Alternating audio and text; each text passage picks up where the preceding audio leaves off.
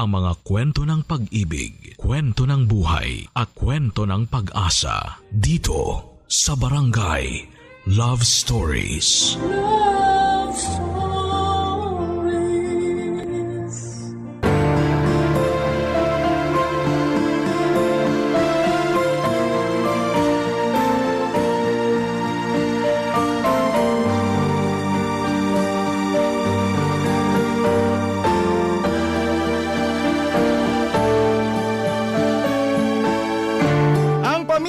Papa Dudut, ang sandigan sa oras ng pighati at ng problema. Pero minsan ay may parte ng buhay natin na sila rin mismo ang nagiging dahilan nito. Ikaw kabarangay, kaya mo bang patawarin ang pamilya mong sumira ng buhay mo? Dear Papa Dudut, ang sabi po nila, pamilya natin ang umuhubog sa pagkakataong meron tayo ngayon. Kaya sila din ang magiging dahilan ng paglubog at pag-ahon natin mula sa kahirapan. Papa Dudut, itago niyo na lamang po ako sa pangalang Cara, 43 years old na sa ngayon at nakatira sa isang hindi kalakihan pero maayos na apartment dito sa Mandaluyong. Bago ko magkaroon ng maayos na pamumuhay ay lumaki ako sa masikip at maingay na lugar at solong anak lamang ako ng mga magulang ko. Construction worker ang tatay ko at labandera naman ang nanay ko at aaminin ko na hindi ako masaya sa buhay ko noon. Lalo na nang mag-college ako kasi palagi kong ikinukumpara ang sarili ko sa ibang kaklase ko na palaging may mga magaganda at bagong gamit. Hanggang sa makilala ko si Benji, ang isa sa mga bantay sa karinderya na malapit sa school namin. At hindi nga nagtagal ay naging boyfriend ko siya, Papa Dudut.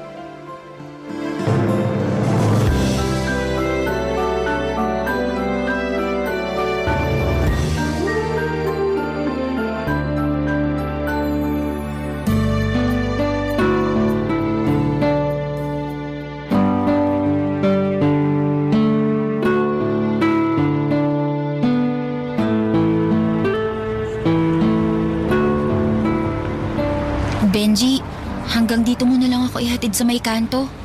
Bakit? Malapit na tayo sa bahay niyo. Dito na lang sa may kanto kasi baka pagalitan pa ako ni nanay at tatay kapag nakita nila na may lalaki naghahatid sa akin sa bahay namin. Ganun ba? Sige, naiintindihan ko. Akin yung bag ko. Ito. Salamat sa pagbitbit nito ah. Wala yun. Dito na lang ba kita hihintayin bukas ng umaga? Oo, dito na lang. Hindi na lang ako sasakay ng jeep bukas at maglalakad na lang papunta dito para mas marami tayong oras na magkasama habang naglalakad. Salamat ulit sa paghatid sa akin ha. Sa susunod hanggang sa bahay niyo na kita ihahatid. Oo, kapag nasabi ko na kay tatay at nanay yung tungkol sa ating dalawa. Cara! Tay? Anong ginagawa mo dito? Di ba dapat nasa bahay ka na tumutulong sa nanay mo sa paglalaba? Pauwi na rin po ako. Pauwi pero nakikipaglandian ka pa dito sa may kanto. At sino itong lalaking kasama mo? Ha? Boyfriend mo? Good afternoon po, sir. Ako po si Huwag mo ako matawag-tawag na sir kung ayaw mo tamaan sa akin. Tay, wag niyo naman po sanang bastusin si Benji. At ang lakas pa ng loob mong sabihan ako ng ganyan. Halika na, uwi na tayo. Aray, Tay! Bitawan niyo po ako! Nasasaktan po ako! Sir, nasasaktan po si Cara. Uy, siya patatamaan ka na talaga sa aking kumag ka eh. At ikaw, Cara, huwag ka na mag-inarte dyan. At umuwi na tayo. Halika na!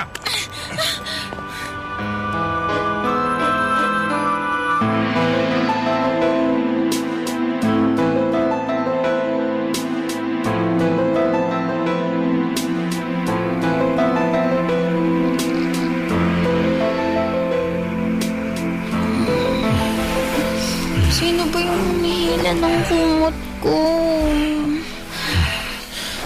Tay!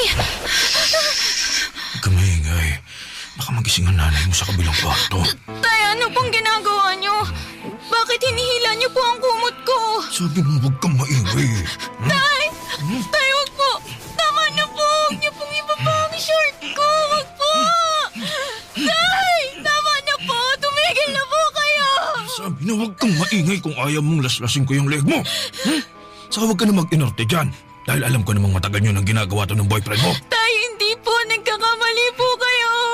Tumigil na po kayo, Tay! Ikaw ang tumigil dyan, Cara. Napakalandi mong bata ka. Kaya dapat lang, pakinabangan ko rin yung pagiging malandi mo. Tay! Tama na po!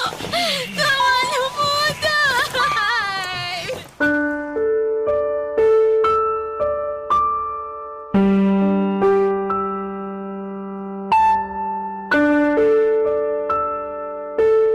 Papa Dudut, nagbago ang lahat mula ng pagsamantalahan ako ng sarili kong ama.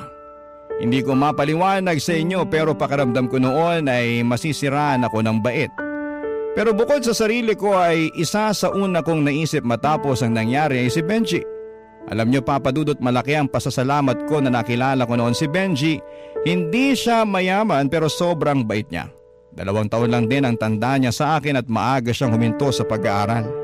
Panganay kasi siya sa magkakapatid at kailangan niyang tulungan ang nanay niya sa mga gastusin sa bahay at para sa mga kapatid niya.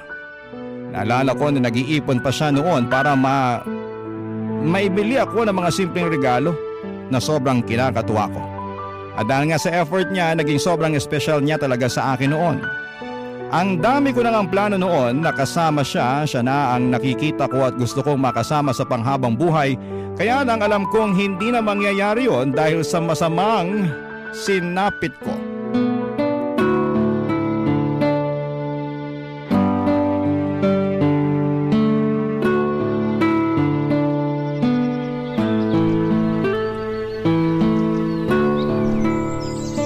Benji, akala ko hindi ka na darating. Sorry, medyo na-late ako, Kara. Ang dami kasing inutos ni tita sa karinderya kanini. Ayos lang. Hindi naman ako masyadong matagal na naghintay dito. Ano palang gusto mo kainin? Bibili muna ako ng merienda. Wag na, Benji. Hindi naman ako nagugutom eh. Oh? Pero sabi mo sa text kanina, hindi ka pa kumakain ah. Oo, pero ayos lang naman ako. May nadaanan ako nagtitinda ng palamig tsaka banana Q. Bibili lang ako saglit kasi malapit lang naman yun dito. Sabi nang wag na, Benji eh. Mahirap ba talagang intindihin yung sinabi ko? Hindi mo naman kailangan magtaas ng boses. Kulit mo kasi, paulit-ulit ka. Diba, may problema ka ba? Kaya ako nakipagkita sa'yo. Kasi gusto kong sabihin na mag-break na tayo. Huh? Para, joke ba to? Nagbibiro ka lang naman, di ba? Mukha ba ako nagbibiro? Eh kung hindi ka nagbibiro, bakit ka nakikipag-break? Dahil ayoko na. Ayoko na sa relasyon na to. Sabihin mo naman sa akin, may nagawa ba akong mali sa'yo? May nagawa ba akong hindi mo nagustuhan? Sabihin mo para maayos ko kaagad ngayon. Ayusin ko lahat para sa'yo. Benji, wala kang nagawang kahit na anong pagkakamali. Pero kailangan kong gawin to. Kailangan? Bakit kailangan? Hindi mo kasi ako maiintindihan. Hindi talaga kita maiintindihan hanggat wala ka sinasabi sa akin na kahit na anong matinong sagot. Uuwi na ako. Tara, nag-uusap pa tayo. Wala na tayong dapat pag-usapan dahil nasabi ko ng lahat ng dapat kong sabihin. Kaya uuwi na ako. Kara, please, sandali lang. Benji, sorry. Pero sana maintindihan mo ako. Paano nga kita maiintindihan kung hindi mo pinapaliwanag sa akin kung anong problema? Sorry. Sorry talaga, Benji. Pero tapusin na natin lahat ngayon.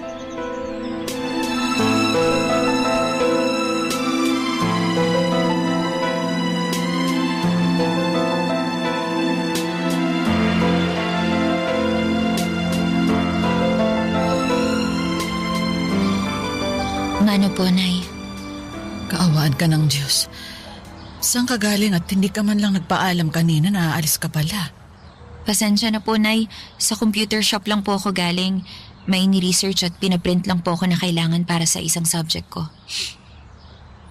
Teka, bakit parang namumugto yung mga mata mo?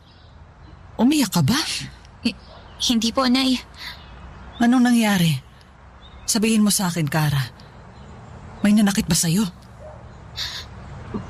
Wala po, Nay. Ayos lang po ako. Tungkol ba to sa boyfriend mo? Sa lalaking palagi mong kasabay umuwi? Akala mo hindi ko alam. Pinagchichismisan ka na ng mga kapitbahay natin. Kalat na dyan sa labas ng bahay na palagi kang may kasamang lalaki kapag papasok at pauwi ka galing eskwelahan. Hindi po to tungkol kay Benji, Nay. Wala po siyang ginawang kahit na anong masama sa akin. Kung hindi ito tungkol sa lalaking yun, eh anong iniiyak mo dyan? Si tatay po! Siya po ang may kasalanan. Siya po ang nanakit sa akin. Anong ibig mong sabihin, Kara? Pinagsamantalahan po ako ni tatay. Nay, pinagsamantalahan niya ako. Hindi totoo yung sinasabi mo, Kara. Huwag kang mag-imbento ng kung ano-ano dyan. Nay, nagsasabi po ako ng totoo. Pinagsamantalahan po ako ni tatay. Tumahimik ka na. Baka may makarinig pa sa'yo sa labas. Tandaan mo to, ha? Hinding-hindi yan magagawa ng tatay mo kahit kailan. Kaya huwag kang gumawa ng kwento para masira ang pamilyang to.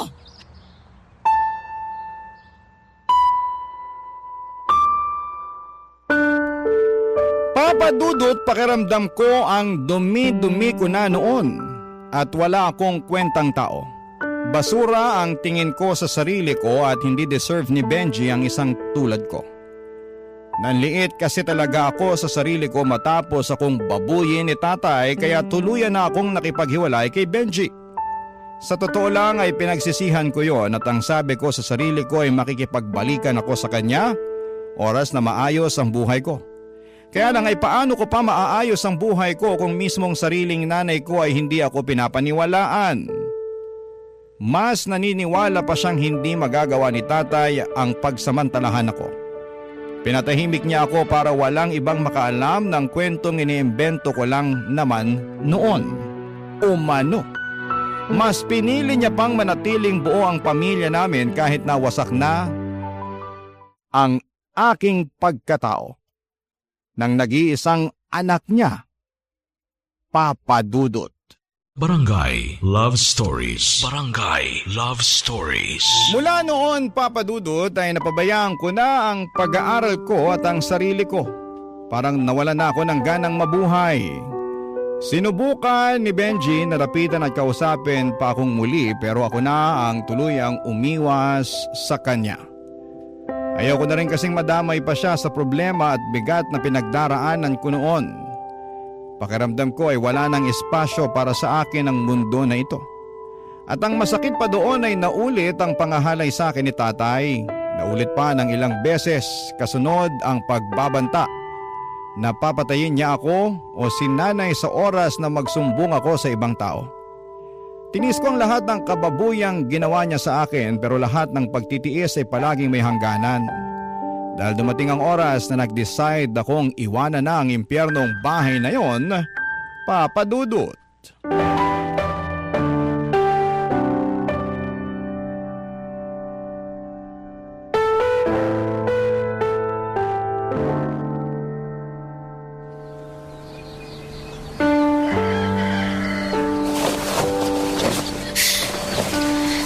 Ano pa bang kulang sa mga gamit ko dito sa malaking bag na to?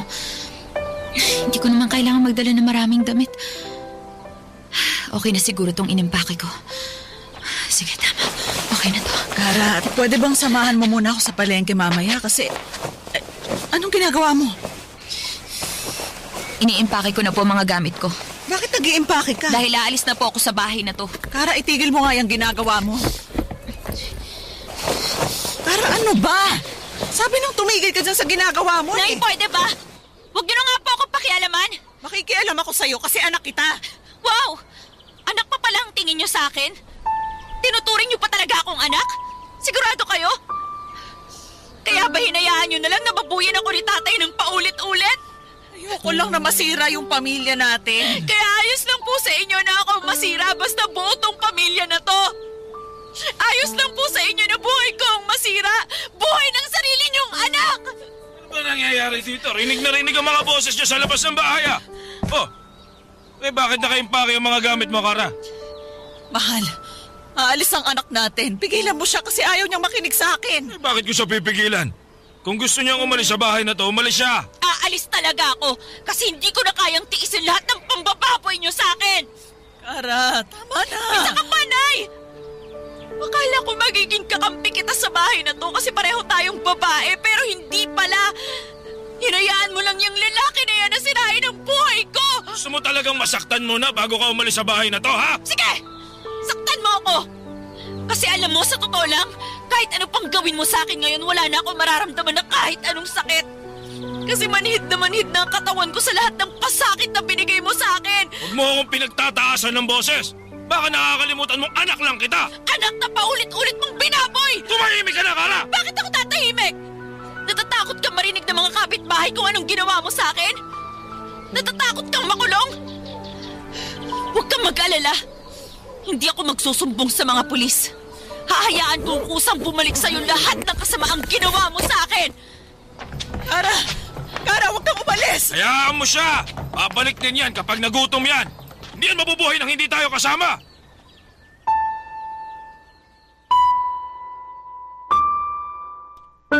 Papadudot, wala nang nakapigil sa pag-alis ko sa bahay. Gulong-gulo ang isipan ko noon at wala talaga akong kahit na anong plano. Ang gusto ko lang ay makalayo sa mga taong pakiramdam ko ay sumira ng buhay ko. Mabuti na lamang at meron akong isang dating kaklase na nakatira noon sa Maynila. Pinatuloy niya ako ng libre sa bahay niya at tinulungan pa ako na makapaghanap ng trabaho. Nakapasok ako bilang sales lady sa isang maliit na department store. 2 taon na akong nagtatrabaho noon nang makilala ko si Delphine, isang bagger sa department store. Hindi siya kagwapuhan pero mabait naman. Matyaga niya akong niligawan at pagkalipas ng ilang buwan ay sinagot ko na rin siya. Hindi nga nagtagal, kahit na hindi na kami magkatrabaho, nagsama na kami sa isang bahay, Papadudot.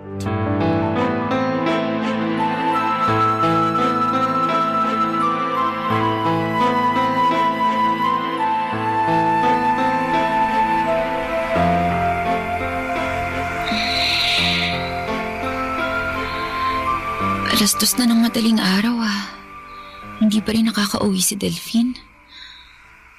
Nasaan na ba yun?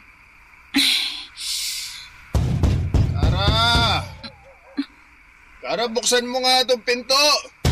Kara! Sa wakas umuwi na rin siya. Kara, ano ba? Bingi ka ba? Sabi nang buksan mo itong pinto eh! Sandali, ito na! Bakit naman kasi inaabot siya ng Kara! madaling araw sa inuman? Kara, sabi nang buksan mo itong... Bakit ba napakatagal mong magbukas ng pinto, ha? Siguro kasi alas 2 na ng madaling araw. At kapag ganitong oras, dapat malalim na ang tulog ko.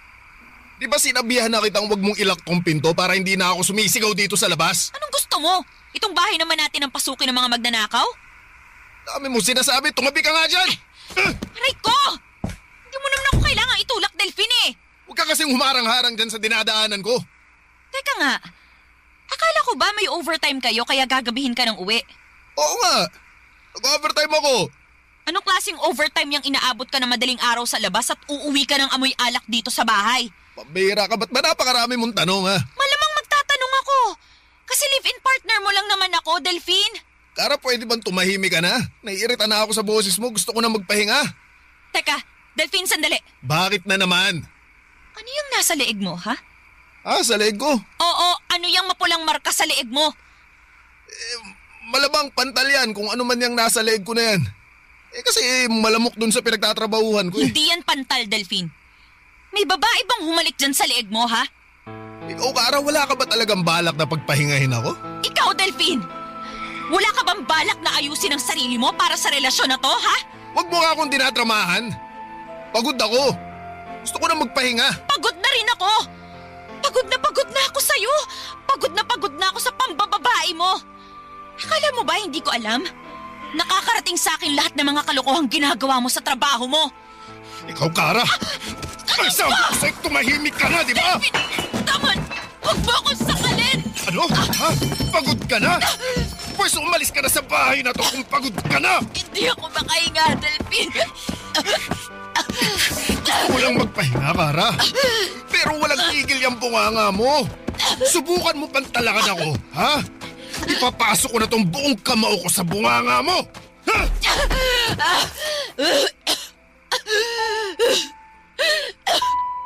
Papadudot, kalahating taon pa lamang kaming nagsasama noon ni Delphine nang magsimulang lumabas ang tunay niyang pag-uugali. Tamad po siya sa mga gawaing bahay, mainitin ang ulo at maraming bisyo. Halos gabi-gabing umiinom ng alak at mahigit 1 kahan ng sigarilyo ang nauubos niya sa bawat araw. Kaya naman mas malaki pang nilalabas ko na pera panggastos sa bahay kesa sa kanya.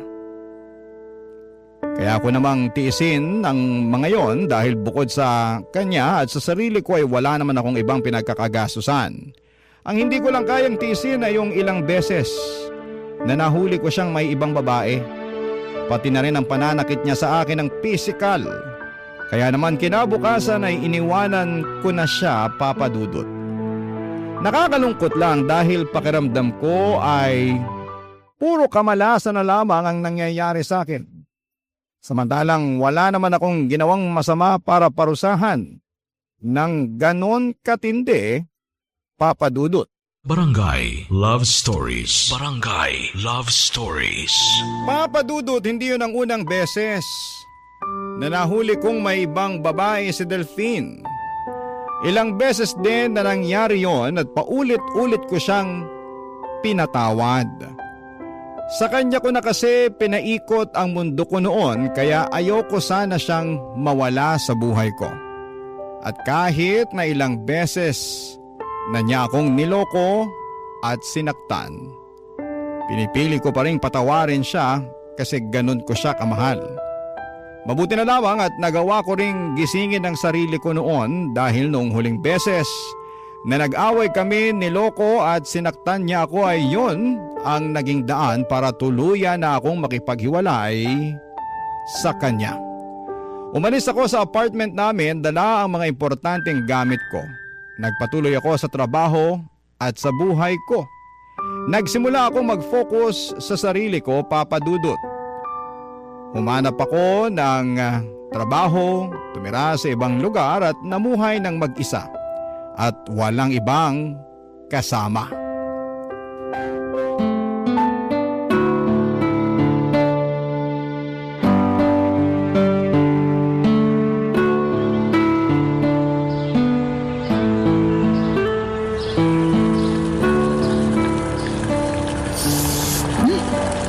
Ang asim. Tama, pwede na itong niluto kong sinigang para sa tanghalian ko. Tao po. Tao po. Sino yung kumakatok? Wala naman ako inaasahang bisita ngayon Ay, buti na lang tapos na ako magluto. Tao po. May tao po ba dyan? Sandali lang, palabas na. Sino sila? Benji? Hi, Kara. Sa wakas, hindi na maling bahay yung kinakatok ko. Medyo nakakalikw pala dito sa lugar nyo. 2 maling bahay na nga yung nakatok ko kanina eh. Buti na lang hindi ako sinungitan ng mga nakatira dun. Anong ginagawa mo dito? Dinadalaw ka. Ito, may dala nga pala akong favorite na cake mo. Ayan, chocolate flavor yan. Paano mo nalaman kung saan ako nakatira? Nakuha ko yung address mo kay Nancy, yung kaklase mo ng college. Sorry kinulit ko lang talaga siya na ibigay sa akin yung address mo eh. Sana huwag kang magalit sa kanya. Kara, gusto lang talaga kitang makita at makausap. Sorry kung hindi man lang ako nag-text o tumawag para ipaalam na pupuntahan kita ngayon. Natakot kasi ako na baka hindi ka pumayag at hindi mo... Ayos lang. Pasok ka. Salamat. Pasensya ka na dito sa tinitirhan ko Medyo maliit kasi. Hindi, ayos lang. Ang linis nga dito sa loob eh. Lagay mo na lang dyan sa lamesa yung cake na dala mo. Anong gusto mong inumin? Kahit ano, okay lang sa akin. May juice ako dito sa ref. Ipagsasali na lang kita sa baso. Ha? Sandali. Sige.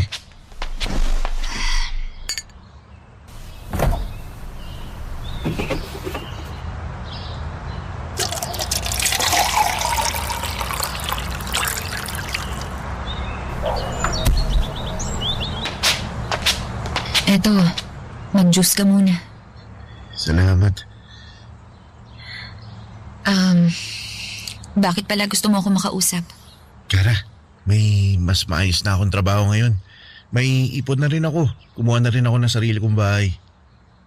Anong kinalaman ng mga yan sa pagpunta mo dito sa akin? Gusto ko sanang subukan na ayusin yung sa ating dalawa. Benji, hindi na ako yung Kara na dating kilala at minahal mo. Wala naman nagbago sa'yo. Ikaw pa rin yung kauna-unahan at nag-iisang babaeng minahal ko.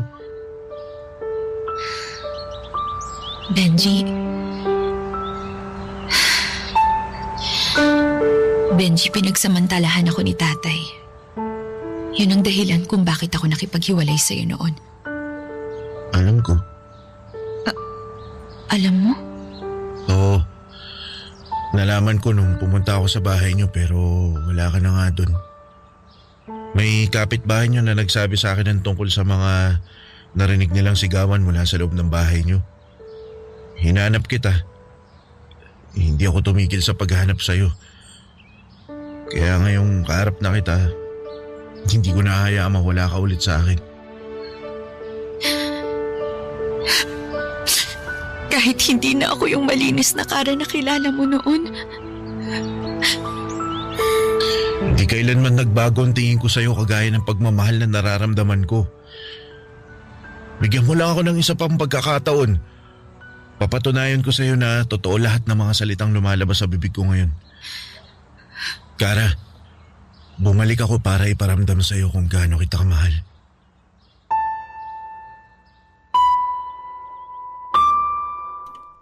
Papa Dudut, doon na nga nagkaroon ulit ng liwanag ang buhay ko. Mas naging masaya ako noong bumalik na si Benji, ang lalaking kauna-unahang kong minahal.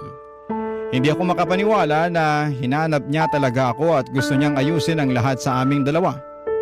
May pag-aalinlangan man sa puso ko ay binigyan ko pa rin siya ng pagkakataon. At yung desisyon na kailanman ay hindi ko pinagsisihan. Nagkabalikan kami ni Benji at masayang nagsama sa iisang bahay, Papa Dudut. Isang taon nang lumipas, nakatanggap ako ng balita mula sa kamag-anak namin at sinabi niyang patay na ang tatay ko dahil sa sakit nito sa baga. Ang nanay ko naman daw ay may stage 3 colon cancer at nanghihina na rin daw. Wala akong balak na dalawin ang nanay ko dahil masama pa rin ang loob ko.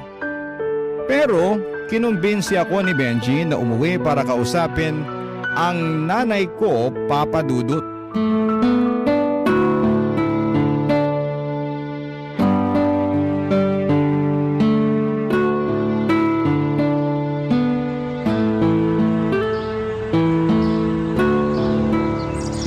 Benji, ako na lang ang papasok sa bahay ha. Sigurado ka, pwede naman kita samahan sa loob. Okay lang ako. Si nanay lang naman yata ang tao sa loob ng bahay kaya kaya ko na mag-isa. Sige, maghihintay na lang ako sa tindahan malapit dito. Sige, papasok na ako ha.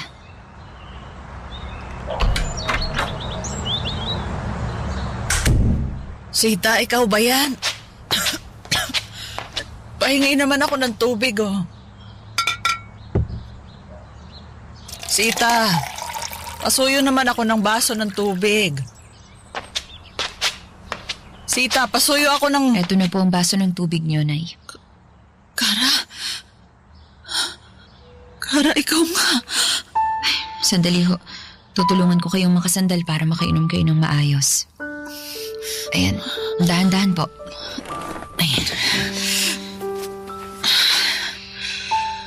Komportable na po ba kayo sa pwesto niyo? Oo, anak. Maayos naman tong pwesto ko.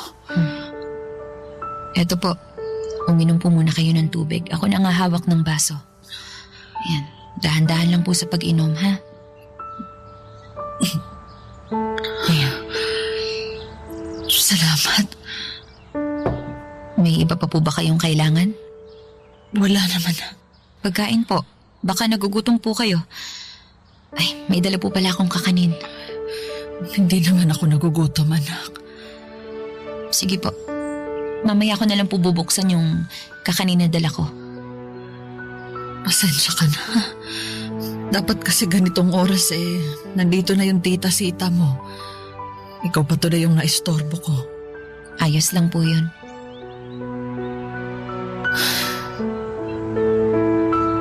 Kumusta ka na? Ayos lang po ako. Ang laki na ng pinagbago mo. Mas gumanda ka ngayon. Hindi naman po, Nay. Anak. Anak, patawad. Patawad sa lahat ng mga naging pagkukulang at kasalanan ko sa iyo. Pinilit ko na pong kalimutan yun lahat. Tama ka sa lahat ng mga sinabi mo noon. Babalik sa amin ng tatay mo lahat ng mga kasalanan namin sa iyo. Anak. Anak, patawad. Sana mapatawad mo ako bago ako mawala sa mundong to. Huwag po kayo magsalita ng ganyan. Gagaling pa po kayo sa sakit ninyo. Hindi na ako umaasa, Kara. Matagal ko nang tinanggap na ito na ang parusa sa akin ng Diyos. At dapat lang na mangyari sa akin ng lahat ng to. Hindi pa naman po huli ang lahat, Nay. Kaya po nandito ako kasi gusto ko po kayong alagaan. Nay, tama na po. Tahan na. Bakit ba kayo umiiyak? Ngayon mo lang kasi ulit ako tinawag na nanay. Anak, sobrang namiss kita. Namiss ko rin po kayo. Kung alam nyo lang, sobrang hirap sa akin na hindi kayo kausapin o dalawin at puntahan. Sobrang hirap sa akin na lumayo sa inyo. Pero kailangan kong gawin kasi ayokong tuluyang masira ang buhay ko sa bahay na to. Patawad, anak. Patawad. Patawad.